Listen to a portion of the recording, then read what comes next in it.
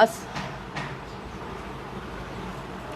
প্রিয় শিক্ষার্থীরা, তোমাদেরকে শুভেচ্ছা জানিয়ে আজকের লাইভ ক্লাস শুরু করছি। আশা করছি তোমরা সবাই ভালো আছো, সুস্থ আছো। শিক্ষার্থীরা, আমাকে একটু জানাও যে তোমরা আমি আজকে সঙ্গত কারণে বাসা থেকে লাইভ করছি। তোমরা একটু জানাও যে দেখা যাচ্ছে কি না, ক্লাসটা দেখা যাচ্ছে কি না। একটু আমার কাগজ যে আমি ইয়ে করেছি দেখা যাচ্ছে কি না।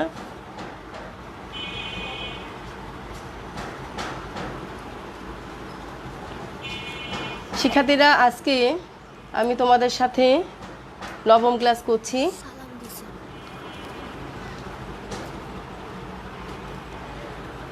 তো লক্ষ্য করো, সপ্তম অধ্যায়ে ত্রিকোণমিতিক সমীকরণ 7b এ নবম ক্লাস করতে যাচ্ছি। আমাদের যে অঙ্কটি আজকে আমি তোমাদের সাথে আলোচনা করব, প্রশ্নটি খুবই গুরুত্বপূর্ণ এবং এই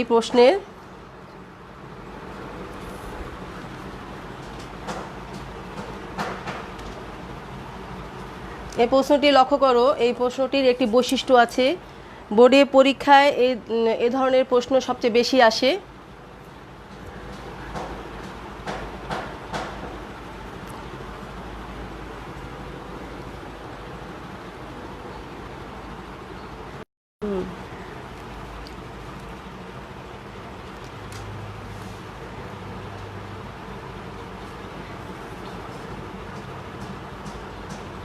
তো লক্ষ্য করো, অঙ্কটার বৈশিষ্ট্য এখনো ক্লিয়ার হয় নাই।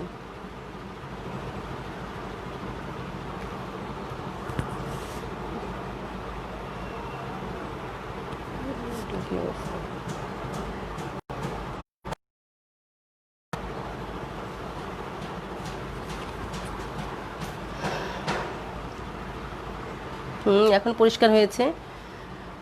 তো শিক্ষার্থীরা লক্ষ্য করো, তোমার কাছে যে প্রশ্নটি থাকবে সেটি এরকম থাকবে যে দেখো, সাইন আর কস থাকবে। প্রশ্নটার মধ্যে সাইন আর কস থাকবে। আমাদের প্রশ্নে যে সাইন কস থাকবে, কোণের পরিমাণ যে মানে এক্স হিসাবে বা থিটা হিসাবে যে থাকবে সে খুবই মানে একই মান থাকতে হবে। থিটা হিসাবে যে থাকবে, এখানে দেখো এক্স আছে, যদি এক্সের জায়গায় 2x থাকে তাহলে 2x উভয় জায়গায় 2x থাকবে। আবার এইভাবে এবং সহগগুলো সমান নাও হতে পারে। তুমি লক্ষ্য করো, সহগগুলো সমান নাও হতে পারে। তাহলে এই জাতীয় অঙ্কগুলো করার নিয়ম কি লক্ষ্য করো। আমি অঙ্কটি করছি। প্রদত্ত সমীকরণ আমরা লিখব। প্রদত্ত সমীকরণ √3 cos x plus sin x equal two 1। আমাদের এখানে শর্ত দেওয়া আছে,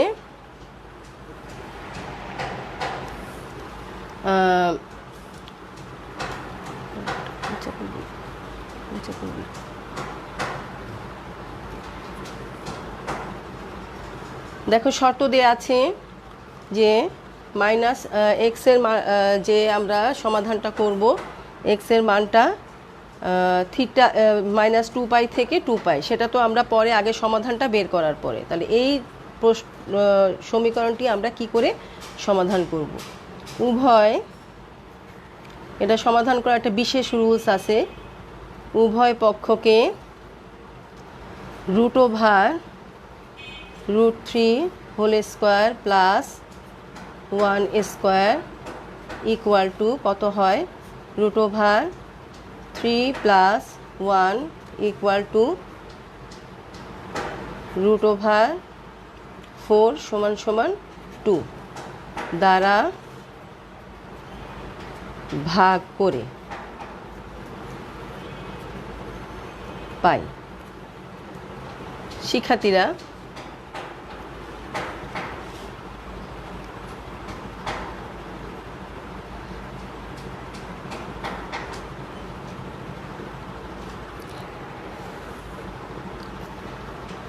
কি করছি আমরা, কেন এই কাজটা করলাম, যে উভয় পক্ষকে এ ধরনের অঙ্কগুলো যে এখানে যে সাইন কজের অঙ্ক এবং কোণের পরিমাণ একই থাকলে যে এই অঙ্কগুলো সমাধান করার জন্য আমাদের সাইন কজের যে সহগ দুটো থাকবে সেই সহগ দুটোকে বর্গ করে তার বর্গমূল করে যে মানটা পাওয়া যাবে সেই মান দ্বারা ভাগ করতে হবে, তাহলে সমাধানটা ক্লিয়ার হবে।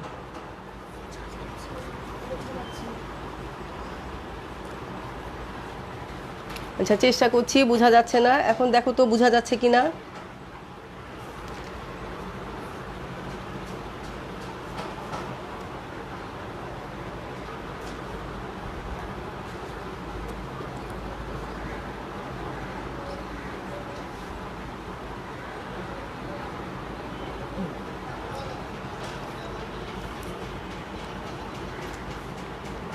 তো লক্ষ্য করো,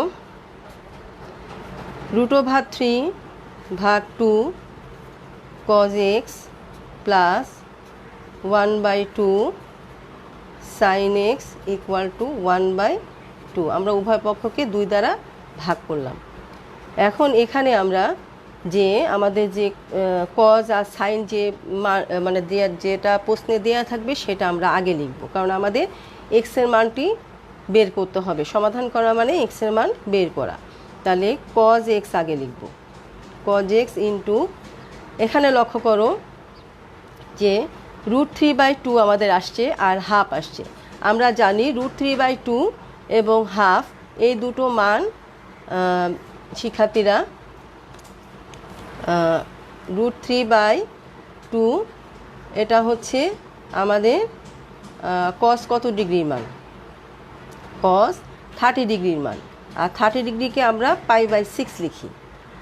আবার এই √3/2 হচ্ছে সাইন 60 ডিগ্রির মান, সাইন 60 ডিগ্রির মান, 60 ডিগ্রিকে আমরা লিখি π/3। তাহলে আমরা এখানে আবার দেখো হাফ, কিন্তু হাফ যে মানটা সেটা হচ্ছে কস 60 ডিগ্রির মান π/3, আবার সাইন 30 ডিগ্রির মান π/6। তাহলে আমরা এখানে কোনটা ব্যবহার করব সবচেয়ে বেশি সুবিধাজনক? এখানে লক্ষ্য করো যে আমাদের কজের সূত্রটা আনা সুবিধাজনক, তাহলে আমরা কজের মানটা ব্যবহার করব। তাহলে √3/2 এর জন্য আমরা cos π/6 ব্যবহার করব, cos π/6 ব্যবহার করব। সাইন ব্যবহার করলেও অঙ্ক হয়, কিন্তু সাইনের জন্য আমাদের এখানে যে সূত্রটা আসবে সাইন, আমাদের যে সাইনের জন্য যে সূত্রটা এখানে আসবে, যে তোমার নেট আবার ডিস্টার্ব করছে,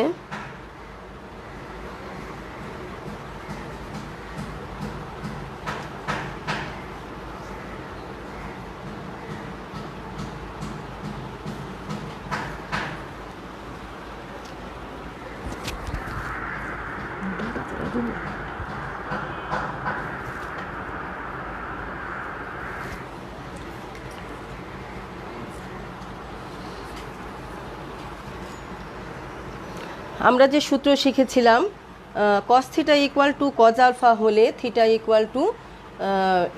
যে সূত্রটা আছে 2nπ ± আলফা, আর sin θ = sin আলফা হলে θ = আমাদের যে n প্রায় প্লাস -1 ইন্টু আলফা। এই যেখানে minus power whole to the power n এর ঝামেলাটা যদি আমরা অ্যাভয়েড করতে চাই, তাহলে আমাদের কজের সূত্রটা নেয়াই বেশি সুবিধাজনক। তাই আমি কজের সূত্রটা এখানে অ্যাপ্লাই,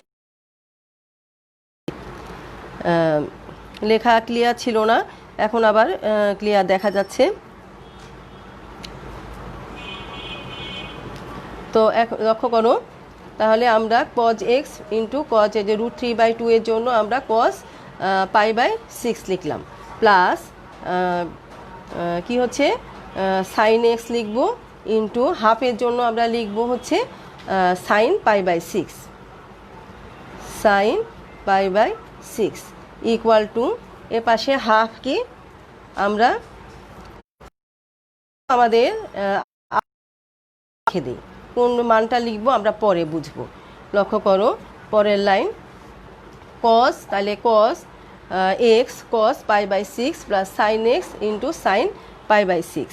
তাহলে এখানে কি হচ্ছে cos A cos B plus sign A sign B, এটা কার সূত্র? কজ এ মাইনাস বি সূত্র।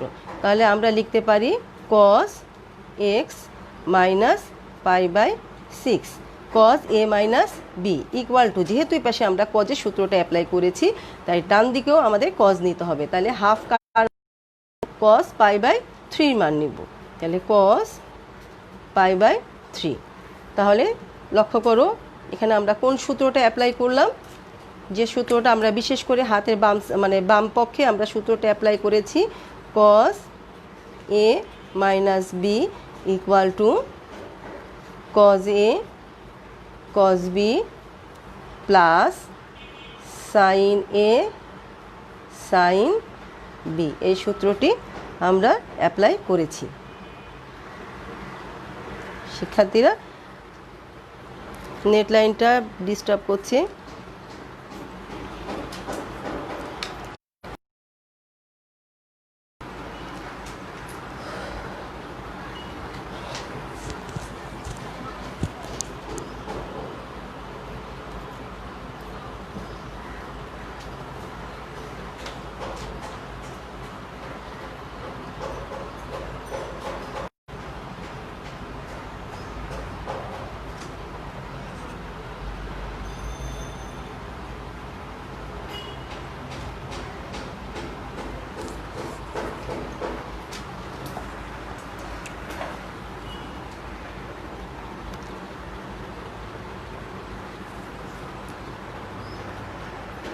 শিক্ষার্থীরা আমাকে একটু জানাও এবার লাইনটা ক্লিয়ার হয়েছে কিনা।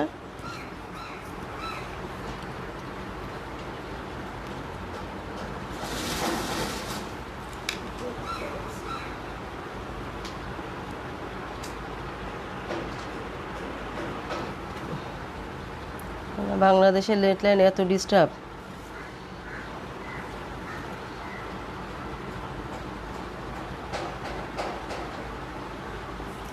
হচ্ছে না কেন?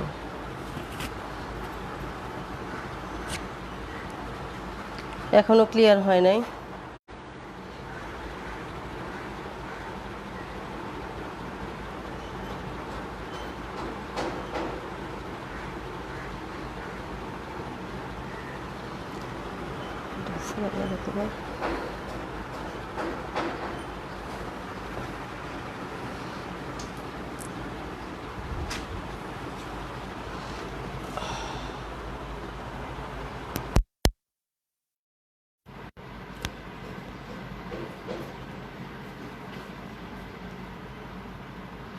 এখন একটু ক্লিয়ার হয়েছে।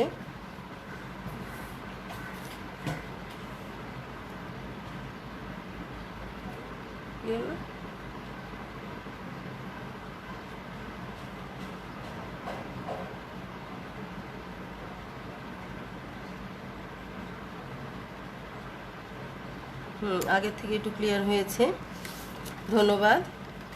আচ্ছা এবার লক্ষ্য করো পরের লাইনে আমি যাচ্ছি।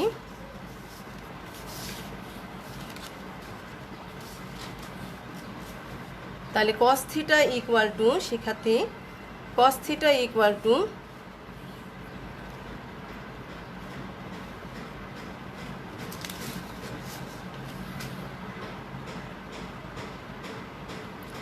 cos আলফা হলে থিটা ইকুয়াল টু, এখানে থিটা কি?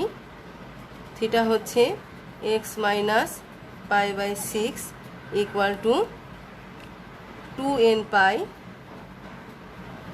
প্লাস মাইনাস আলফা হচ্ছে পাই বাই 3। তাহলে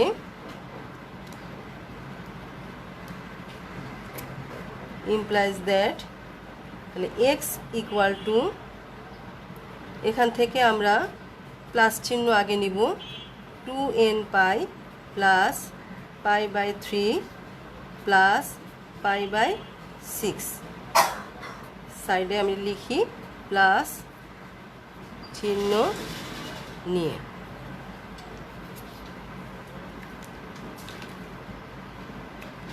তো শিক্ষার্থীরা লক্ষ্য করো, তাহলে এক্স এর মান কত হচ্ছে, এখানে আমাদের লসাগু করতে হবে। 3 আর 6 এর লসাগু হচ্ছে 6, আমরা 6 লিখলাম।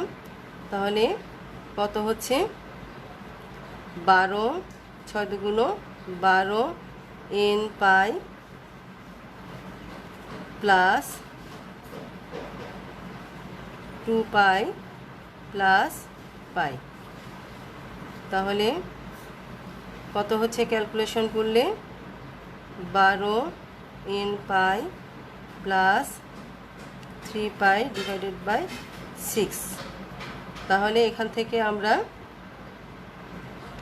শিক্ষার্থীরা উপর থেকে আমরা কত কমন নিতে পারি, 3 কমন নিতে পারি। তাহলে 4n থাকে প্লাস 1 ইন্টু পাই বাই 6, এভাবে লিখব।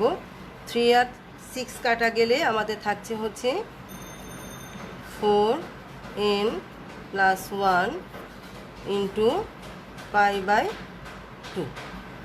আশা করছি তোমরা বুঝতে পেরেছো। তাহলে এক্স এর একটি মান আমরা পাচ্ছি হচ্ছে এত, যেটাকে আমরা 1 নম্বর সমীকরণ দিয়ে রাখবো। আবার আমরা ক্যালকুলেশনটা এইভাবে করব, x ইকুয়াল টু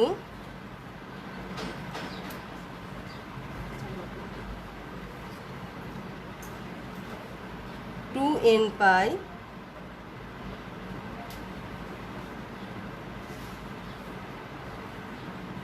মাইনাস এখানে নিব পাই বাই 3। শিক্ষার্থীরা এখান থেকে আমরা পাই বাই 3 মাইনাস চিহ্নটা নিচ্ছি। তাহলে এ পাশের যে বাম দিকে যে মাইনাস পাই বাই 6 আছে, এ পাশে পাই বাই 6 হয়ে যাবে। এখানে আমরা মাইনাস চিহ্ন নিলাম, চিহ্ন নিয়ে তো ইকুয়াল টু, লক্ষ্য করো কি হচ্ছে, আমাদের লসাগু করব আমরা 6 লসাগু। তাহলে 6 দুগুণ 12 n পাই মাইনাস কি হচ্ছে 2 পাই প্লাস পাই। তাহলে ক্যালকুলেশন করলে কত থাকে 6 উপরে 12 n পাই মাইনাস পাই। তাহলে আমাদের এখান থেকে কিন্তু কমন যাচ্ছে না, 12 যেহেতু মাইনাস পাই থাকছে, তাহলে আমাদের এই জায়গায় কমন যাচ্ছে না। তাহলে থাকছে হচ্ছে 12 n minus 1 into pi by 6। তাহলে এটাকে আমরা 2 নাম্বার দিচ্ছি। শিক্ষার্থীরা এবার লক্ষ্য করো, আমাদের এক্স এর কিন্তু দুটো মান আমরা পেলাম। একটি হচ্ছে x equal to 4n plus 1 into pi by 2। এখানে প্রত্যেক ক্ষেত্রে আমাদের কিন্তু একটু মিস্টেক হয়েছে। এখানে যখন আমরা সূত্রটা অ্যাপ্লাই করেছি আগের পৃষ্ঠা থেকে, তো আমাদের এখানে লেখা উচিত ছিল n belongs to Z, n belongs to Z, জেডটা ডাবল দাগ হয়। তো এখান থেকে আমাদের, তাহলে আমরা লাস্টে আবার লিখে নিব n বিলংস টু জেড, এখানেও লিখবে n বিলংস টু জেড। আশা করছি তোমরা দেখতে পাচ্ছ।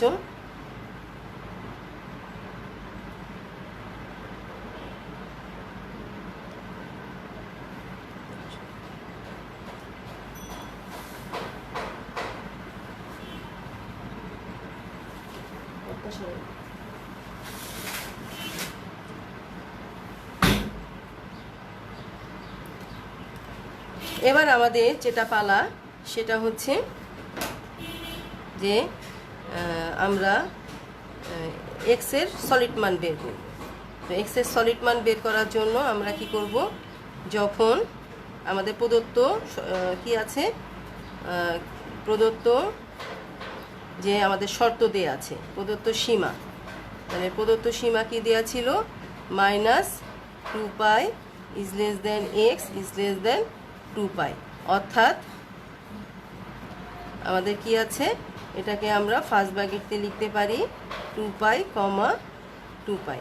আমরা ফার্স্ট ব্র্যাকেট কেন ইউজ করছি, কারণ আমাদের যে ব্যবধিটা দেয়া আছে শিক্ষার্থীরা, এখানে ইকুয়াল টু নেই। ইকুয়াল টু থাকলে আমাদের কি হতো, তখন আমরা এখানে কিন্তু যেটা ব্যবধি আকারে আমরা লিখছি, এখানে এটাকে আমরা থার্ড ব্র্যাকেট ইউজ করতাম। তো আমাদের এটা ফার্স্ট ব্র্যাকেট, অর্থাৎ আমাদের মানটা আমরা -2π, এক্সের মান -2π আর +2π হয়তো পাবো না, এর মধ্যবর্তী মানগুলো পাবো। এই বিষয়টা আমরা আগেও দেখেছি। তো লক্ষ্য করো, এখন কি করব, তাহলে এখন আমরা লিখব যে n ইকুয়াল টু 0 হলে, n এর মানগুলো কি z এর থেকে, n ইকুয়াল টু 0 হলে প্রথমে আমরা 1 নং থেকে হিসাব করব। 1 নং হতে পাই, 1 নং কী ছিল আমাদের, লক্ষ্য করো 1 নং ছিল হচ্ছে 4n + 1। তাহলে n এর মান 0 হলে x ইকুয়াল টু কী হবে, তাহলে x equal to 4 × 0 + 1 × π/2 equal to কী হচ্ছে π/2। এটা কি বিলংস টু -2π, 2π। আশা করছি বুঝতে পেরেছ। আমাদের এই এখন যে অংশটুকু আমরা করছি, এটা আমাদের গত ক্লাসে এই সিস্টেমটা আমরা দেখিয়েছি। আমাদের এখানে আসলে প্রয়োজন ছিল যে সমীকরণটা কি করে সমাধান করতে হয়, এই জাতীয় সমীকরণ কি করে সমাধান করতে হয়। তারপরে দেখো, তাহলে n এর মান 0-র জন্য আমরা x এর মান পেলাম 1 নং সমীকরণ থেকে π/2।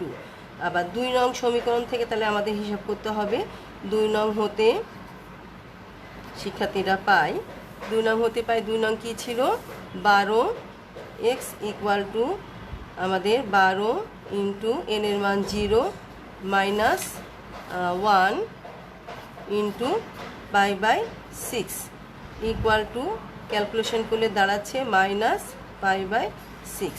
শিক্ষার্থীরা এটা বিলংস টু -2π, 2π। আশা করছি বুঝতে পেরেছ। এরপরে লক্ষ্য করো, আমরা যে অঙ্কটা করছি প্রিয় শিক্ষার্থীরা, এই অঙ্কটা কিন্তু ঢাকা বোর্ডের সৃজনশীলে এসেছে।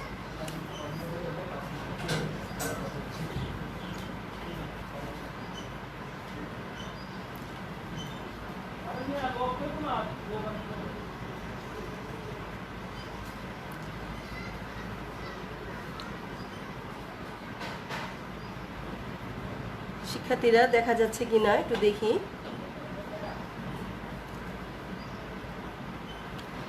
আশা করছি তোমরা দেখতে পাচ্ছ। আচ্ছা, এবার আমরা n এর মান -1 এর জন্য পরীক্ষা করব। -1 হলে আমরা 1 নং হতে পাই,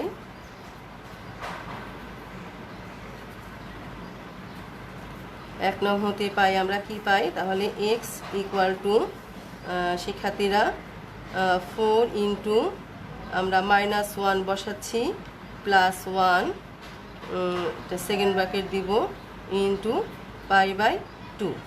তাহলে এটা হিসাব করলে আমরা কি পাচ্ছি, -4 + 1 মানে মাইনাস কত 3, -3 × π/, -4 -1 হচ্ছে +1 হচ্ছে -3 π/2। তাহলে এটা বিলংস টু অবশ্যই আমাদের নির্দিষ্ট সীমার মধ্যে আছে। আশা করি বুঝতে পেরেছি।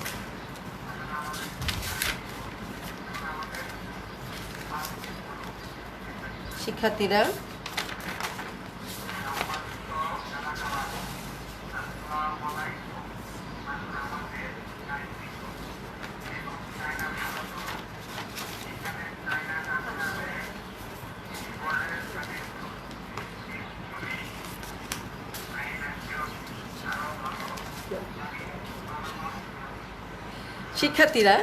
তাহলে এবার লক্ষ্য করো, আমরা -1 এর জন্য 1 নং থেকে পাই, তাহলে n এর মান n ইকুয়াল টু -1 এর জন্য আমরা এবার 2 নং হতে কি পাচ্ছি, 2 নং হতে পাই x ইকুয়াল টু 12 × -1 -1 × π/6, তাহলে ইকুয়াল টু কত হচ্ছে -12 আর -1 হচ্ছে -13, -13 π/6। তাহলে -13 π/6 আমাদের রেঞ্জের মধ্যে আছে কিনা এটা হিসাব করার জন্য তোমাকে π/6 কত ডিগ্রি, π/6 হচ্ছে আমাদের, আমরা জানি যে প্রিয় শিক্ষার্থীরা π/6 হচ্ছে 30 ডিগ্রি।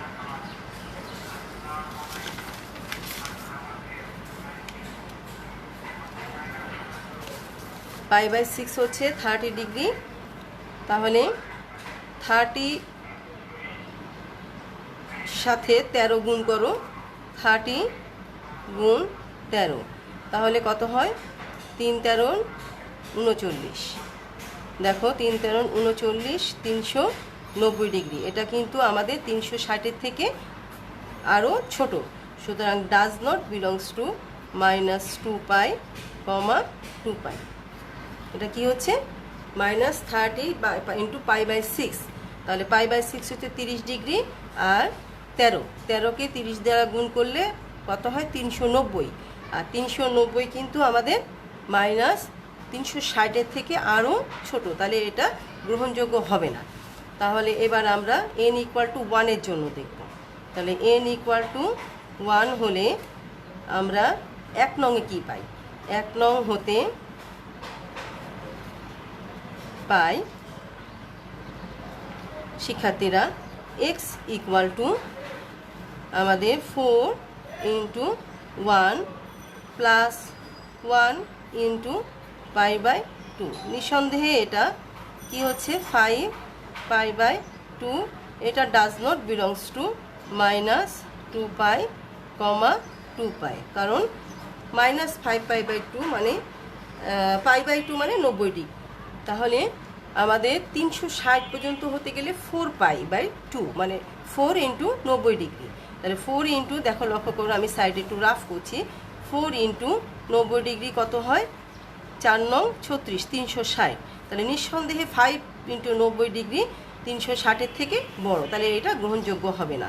আর 2 নং হতে আমরা কি পাই, 2 নং হতে পাই, দেখো x = 12 × 1 - 1 × π/6, তাহলে কত 11 π/6। তাহলে সাইডে হিসেব করে দেখো 11 × 30 ডিগ্রি, তাহলে কত হয় 3 11 33, 33 মানে 330 ডিগ্রি। নিঃসন্দেহে এটা ইচ্ছে আমাদের গ্রহণযোগ্য মান, -2π, 2π এর মধ্যে আছে। তাহলে আমরা এখন এরপরে আমাদের আর মান কি হবে না, আগাবে না। শিক্ষার্থীরা, আশা করছি বিষয়টা তোমরা বুঝতে পেরেছো। আমাদের -1 থেকে আমরা দেখো দুটো সমীকরণ থেকে একটির থেকে মান পেয়েছি, আর একটির থেকে মান পাইনি। আর n = 1 এর থেকে আমরা 1 নম্বর থেকে মান পাচ্ছি না, কিন্তু 2 নম্বর থেকে মান পাচ্ছি। তাহলে আমরা এখন লিখব, অতএব নির্দিষ্ট সীমার মধ্যে নির্ণয় সমাধান কি x = আমরা একটু ধারাবাহিকভাবে সাজিয়ে লিখব। আমরা কি মান পেলাম, n = 0 জন্য শিক্ষার্থীরা আমরা পেয়েছিলাম π/2, তারপরে 1 নম্বর সমীকরণ থেকে 2 নম্বর সমীকরণ থেকে -π/6, -1 এর জন্য -3π/2 পেয়েছিলাম, আর +1 আমরা 4টি মান মোট পেয়েছি, আর +1 এর জন্য আমরা পাচ্ছি 11 π/6। তাহলে আমাদের সবচেয়ে ছোট মান -3π/2, তারপরের মান হচ্ছে আমাদের -π/6, তারপরের মান হচ্ছে আমাদের π/2, তারপরের মান 11 π/6। আমাদের এটাই অ্যান্সার। আশা করি তোমরা বিষয়টি বুঝতে পেরেছো।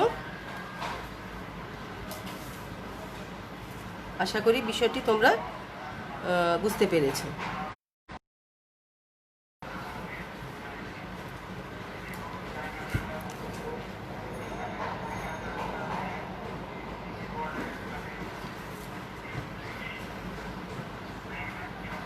আমাকে একটু কমেন্ট করে জানাও যে তোমরা বুঝতে পেরেছো কিনা আজকের অঙ্কটি। এই যে আমি যে অঙ্কটি আজকে করলাম, এই প্রশ্নমালার খুবই গুরুত্বপূর্ণ একটি প্রশ্ন, যেটা পরীক্ষায় একেবারে 99% এই ধরনের অঙ্ক আসার মতো। এইখান থেকে যদি মানে যে বছর আসছে তারপরের বছরও আসবে না এমন কোনো কথা নেই, সংখ্যা চেঞ্জ করে আসতে পারে। তো দেখা যাচ্ছে যে এই রুলসের অঙ্ক প্রায় প্রতি বছরই আসে, দুই একটা চেঞ্জ হয়েও আসে। তো এই প্রশ্নমালার যতগুলো এই অঙ্ক আছে, সবচেয়ে টপ পজিশনে ইম্পর্টেন্টের দিক দিয়ে এই যে এখন আজকে যে অঙ্কটি আমি করলাম, এটি আমাদের যে আমরা যে বইটি ফলো করি তোমাদের, তার 6-এর 9 নাম্বার এই অঙ্কটি। তো আশা করি অঙ্কটি তোমরা বুঝতে পেরেছো। এই জাতীয় প্রত্যেকটা অঙ্কই, এই 6-এ যে অঙ্কগুলো আছে প্রত্যেকটি অঙ্কই এভাবে করতে হবে। তাহলে অঙ্কটার বৈশিষ্ট্য কী ছিল আমাদের, আমি আরেকটু তোমাদের প্রথম থেকে মানে সমাধানটা করার জন্য একটু আলোচনা করি। অঙ্কটার বৈশিষ্ট্য হচ্ছে আমাদের সাইন আর কস থাকবে, কোনো পাওয়ার থাকবে না। তাতে কি হবে, সাইন কজের একই কোণ থাকতে হবে, অর্থাৎ এক্স বা থিটা হিসেবে যে থাকবে তার মানটি একই হতে হবে, সহগ আলাদা হতে পারে। এ ধরনের অঙ্কের ক্ষেত্রে তোমাকে যে কাজটি করতে হবে, সহগ দুটোকে আগে বর্গ করে যোগ করে তার বর্গমূল করে যে মানটি পাওয়া যাবে সেই মান দ্বারা ভাগ করতে হবে। ভাগ করলে যে মানটি পাওয়া যাবে মানে সেখানে সাইন বা কজের উত্তর সাধারণতভাবে পাওয়া যায়। তো সেখানে আমরা অঙ্কটিকে কজ এ মাইনাস বি বা কজ এ প্লাস বি সূত্রের দিকে আমরা নেওয়ার চেষ্টা করব। তাহলে যে সমীকরণ দুটো আমরা পাবো তা মান বের করার জন্য আমাদের সুবিধাজনক হয়। তো আশা করছি বাকি অংশটুকু তোমরা বুঝতে পেরেছো। আজকে এ পর্যন্তই।